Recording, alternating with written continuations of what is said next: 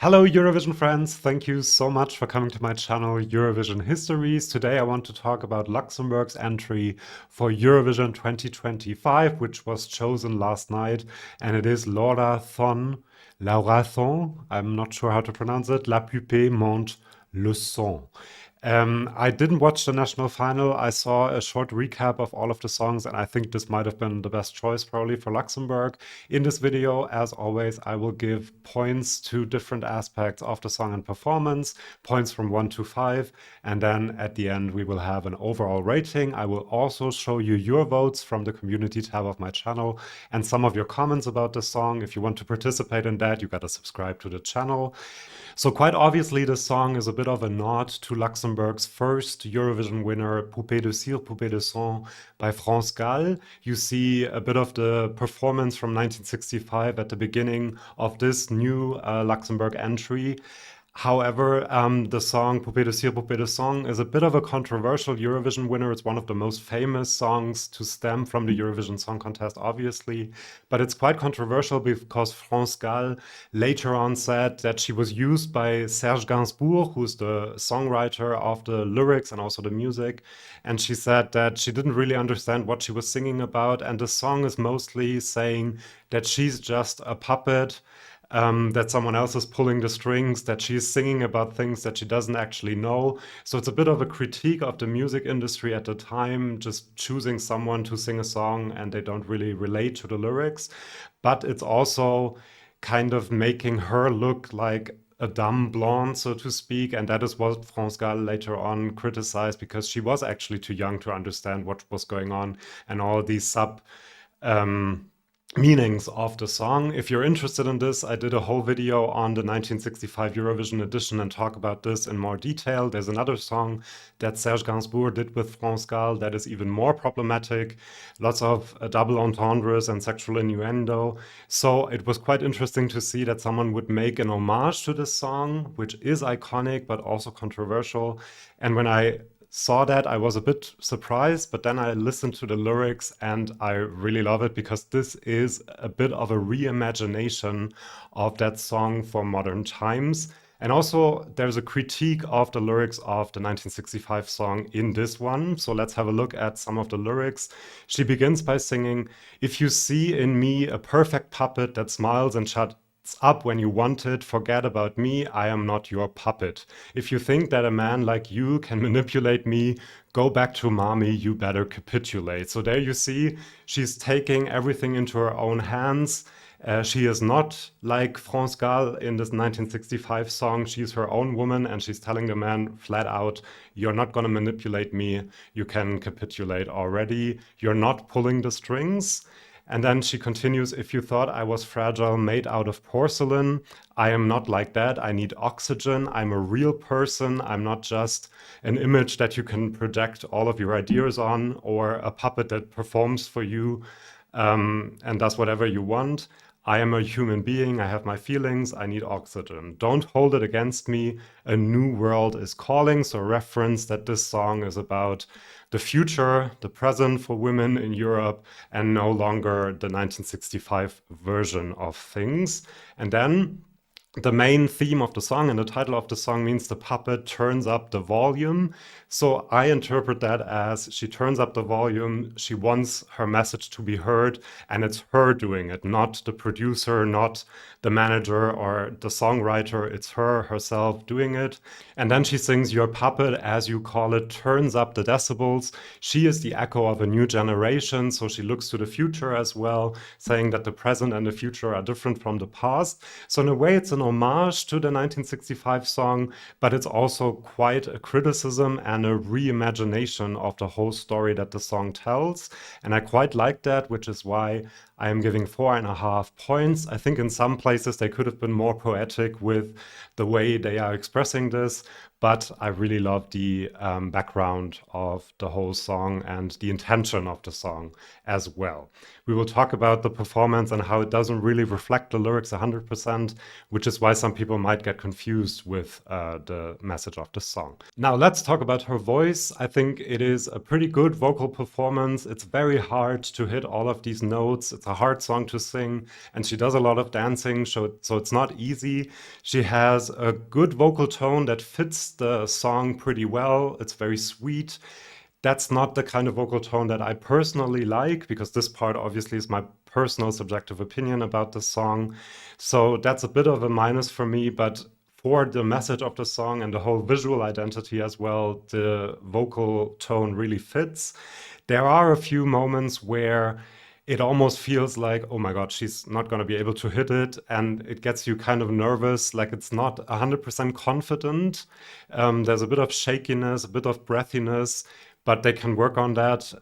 But that's not something that you want to see in a very polished performance. And so in the end, I'm giving 3.5 points. The high note, the sustained note at the end is very good.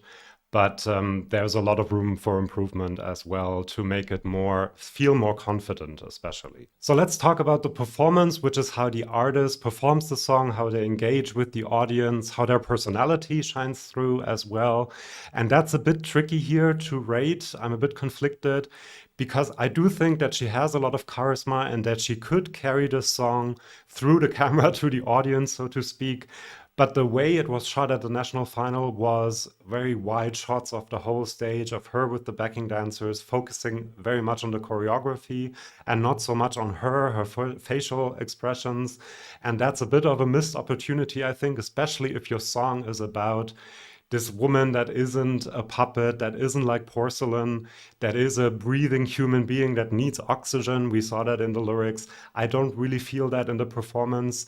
I think they need to find a way to have her personality shine through a bit more and also tone it down a bit on the doll-like choreography. I'm going to talk about that in a minute with the staging as well, because the message of the song is something else and people might be a bit confused with all of that. So more close-ups, I would say. She does have the chops. There's a big potential of improvement, but the way it was at the national final, I'm giving 3/5 points for the performance.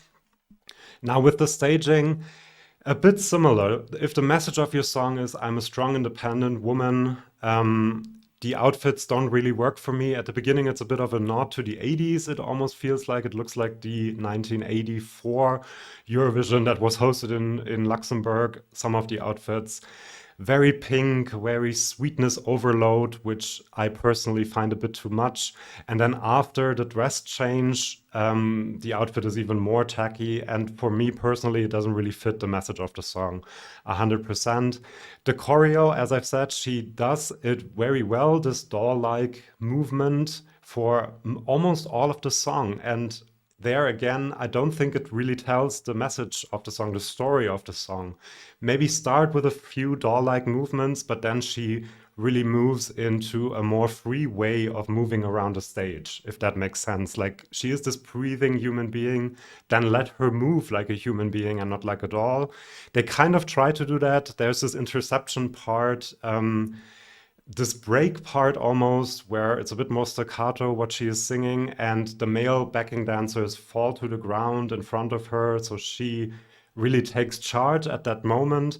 But this is already 2 minutes in, so it's a bit too late for that, I feel like. I like how the female backing dancers come in as well, and like the females are taking over, and then the song ends like very harmoniously with one female dancer dancing with one male dancer, so kind of reconciling with each other. But as I've said, I don't think it tells the story of the song enough, and the whole visual identity is just a bit too much for me as well. So in the end, I gave 2.5/5 points for the staging as it is at the moment. It doesn't feel very slick either. It feels a bit chaotic in some parts, but lots of chance for improvement as well. Now let's talk about the song, the most important part of a Eurovision package. I love that this is in French, Luxembourg's second entry after their return, and again, it's in French. It is obviously a nod to the old times. It's not trying to be very modern in its sound. like 80s, 60s kind of thing. Again, the song as well has a bit of sweetness overload, which is a bit much for me. I do like that they added this interception in the middle during the dress change and after the dress change, because just having the chorus and the verses like that would have been a bit too much, I think. The chorus with na na na na na na is not especially original or like makes you look up in any way. However, it is incredibly catchy. Very, very catchy, which is good for Eurovision, obviously. The feeling of the song is very French as well, which is good. It has its own identity and will stand out for that reason.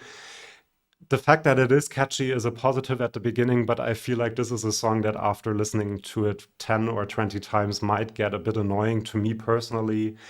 I do like the high note at the end as well. It feels very Eurovision, like a nod to old times of Eurovision. That is nice. But, I'm not 100% convinced, which is why I'm giving 3 out of 5 points. It has a good production, some good instrumentation as well. So pretty well done.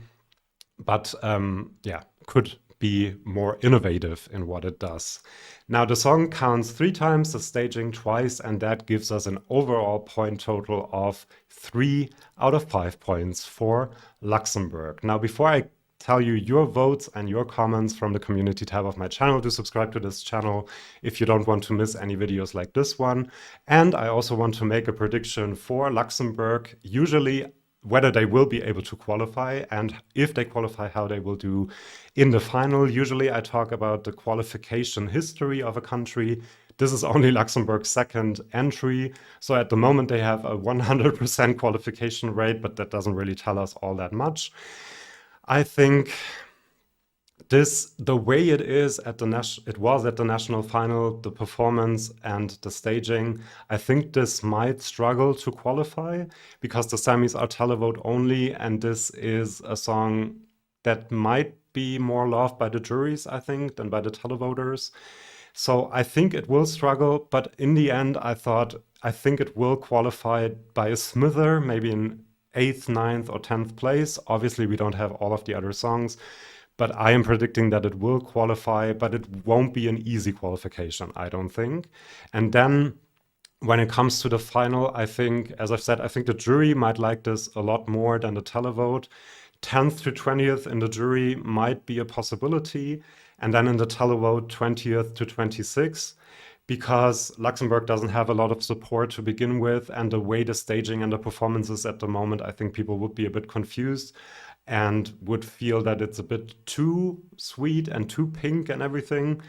That's just my prediction for the moment. So an overall result might be 16th to 22nd when you put together jury and televote. Do let me know in the comments if you have a completely different opinion, and let me know how you think Luxembourg will do and also how you like the song. Now, let's have a look at your votes from the community tab of my channel. You like the song a bit more than I do, it seems.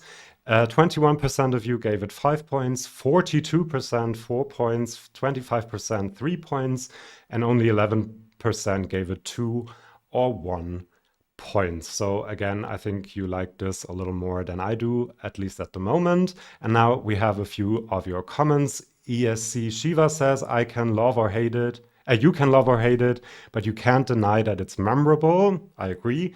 That's what Eurovision needs. Gravy Sushi says, it sounds more junior Eurovision than adult Eurovision, but it's cute and the melody is catchy, so I enjoy it. Yeah, I could have included that, like the sweetness overload, that feels a bit like junior Eurovision. You're right about that. Then we have Azurianute. I think the staging and the choreography are very entertaining and slick, but this song is quite generic and doesn't stand out at all. For me, it does feel a bit generic, that is true. ESC TJ says, wow, just wow. I always have a bit of a bias when it comes to songs in French, but this is just a masterpiece either way. I wouldn't mind a minor revamp, but it should come top 10. Well done, Luxembourg. We shall see about that, whether it can be a top 10 for Luxembourg. And then Leon Lux says 3 stars. It's a fine, serviceable pop song, but that's it. It doesn't evolve or give any payoff unless you count a high note as payoff, which is the biggest thing holding it back for me. The breakdown before the high note, vocal gymnastics, is also very disjointed and seems like it was added to at least give the song some variation. It does feel like that a little bit, like they had the chorus and the verses and thought we can't just leave it as it is because that's too monotonous and too repetitive. So they added that part. I do like that the part is there, but I can see what you mean when you say that. Thank you so much for your comments, for your votes, for watching. Do subscribe to this channel if you don't want to miss any more videos like this one on the other entries of Eurovision 2025. And then I'll see you for my next one. See you then, and bye-bye.